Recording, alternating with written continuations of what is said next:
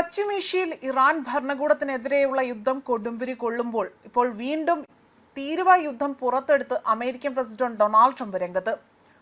ഒരടി പോലും തീരുവ യുദ്ധത്തിൽ നിന്നും താൻ പിന്നോട്ട് പോകില്ല എന്നതാണ് പകരം തീരുവ വിഷയത്തിൽ സുപ്രീം കോടതിയിൽ പോലും അവിടെ തോറ്റു തുന്നം പാടിയ ട്രംപ് ഭരണകൂടം വ്യക്തമാക്കുന്നത്. ഇന്ത്യ ഉൾപ്പെടെയുള്ള രാജ്യങ്ങളെയാണ് ട്രംപ് മുന്നം വയ്ക്കുന്നത്. ഇവർക്കുമേൽ പുതിയ അന്വേഷണത്തിന് ഉത്തരവിടാൻ ഒരുങ്ങിയിരിക്കുകയാണ് Trump. India, China, European Union, Moscow തുടങ്ങിയ 16 വ്യാപാര പങ്കാളികൾക്കുമേൽ പകരം തീരുവ പുനഃസ്ഥാപിക്കുന്ന എന്ന ഉദ്ദേശത്തോടു കൂടിയാണ് പുതിയ നീക്കം ഇപ്പോൾ നടക്കുന്നത്. ഇതോടുകൂടി തന്നെ മറ്റ് രാജ്യങ്ങൾക്ക് മേൽ തീരുവയുടെ മേലുള്ള കടന്നുകയറ്റത്തിനുള്ള ആ ഒരു വഴി തെളിയുകയാണ് ഇവിടെ ചെയ്തിരിക്കുന്നത്.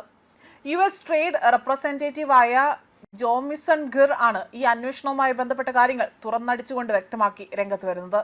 1974 ട്രേഡ് ആക്ട് സെക്ഷൻ 301 പ്രകാരമാണ് അന്വേഷണം. അന്യായമായ വ്യാപാര ഇടപാടുകളിലൂടെ തന്നെ വരുമാന ലാഭ നേട്ടം അതായത് വ്യാപാര നേട്ടങ്ങൾ ഉണ്ടാക്കിയോ എന്നതാണ് ഇതിലൂടെ തന്നെ അന്വേഷിക്കുന്നത്. 60ഓളം രാജ്യങ്ങൾക്കുമേൽ അന്വേഷണം വ്യാപിപ്പിക്കുമെന്നും വ്യക്തമാക്കിയിട്ടുണ്ട്. ഇന്ത്യക്ക് മേലുള്ള തീരുവയും 50%, അതായത് 50% നിന്ന് 10% കുറഞ്ഞിട്ടുണ്ട്. വ്യാപാര കരാർ പ്രഖ്യാപനത്തിന്റെ ഭാഗമായി തന്നെ ഇന്ത്യക്ക് മേലുള്ള 25% പിഴച്ചുങ്കം ട്രംപ് എടുത്തു കളയുകയും ചെയ്തിരുന്നു. റഷ്യൻ എണ്ണ വാങ്ങുന്നതിന്റെ പേരിൽ ചുമത്തിയ പിഴച്ചുങ്കമായിരുന്നു ഇത്. 25% പകരം തീരുവ 18%ലേക്കും കുറച്ചിരുന്നു. എന്നാൽ സുപ്രീം കോടതി വിധിയോടുകൂടി ഇതെല്ലാം അസാധുവായി മാറുകയാണ് ചെയ്തത്. ഇപ്പോൾ 10% ബാധകം. അതേസമയം അടുത്ത ഓഗസ്റ്റിനകം തന്നെ പകരം തീരുവ പൂർണ്ണമായും തന്നെ തിരിച്ചു കൊണ്ടുവരും എന്നതാണ് ട്രംപ് ഭരണകൂടത്തിന്റെ വമ്പൻ പ്രഖ്യാപനമായി പുറത്തുവരുന്നത്.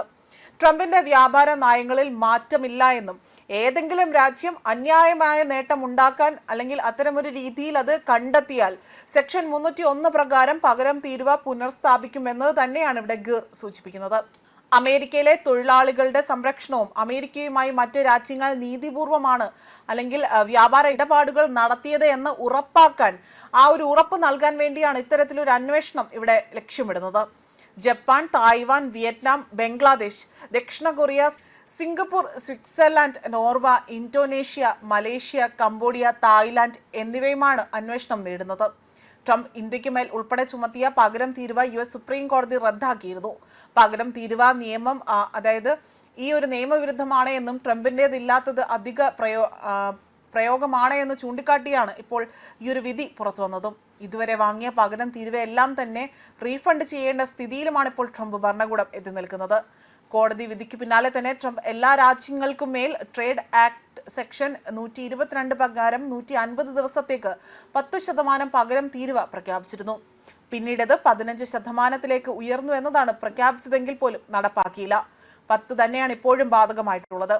അതേസമയം ഇന്ത്യ ഉൾപ്പെടെയുള്ള രാജ്യങ്ങൾ അവിടെ പരിധിയിലധികം ഉൽപാദനം നടത്തി കയറ്റുമതി നേട്ടമുണ്ടാക്കിയോ, സർക്കാർ അനാവശ്യമായ സബ്സിഡി ആനുകൂല്യങ്ങൾ നൽകി ആഭ്യന്തര ഉൽപാദനം പ്രോത്സാഹിപ്പിച്ചോ, അതേപോലെ തന്നെ തൊഴിൽ പാരിസ്ഥിതിക ചട്ടങ്ങൾ ലംഘിച്ചോ തുടങ്ങിയ കാര്യങ്ങളാണ് ഇപ്പോൾ US അന്വേഷണ പരിധിയിലേക്ക് കൊണ്ടെത്തിക്കുന്നതും.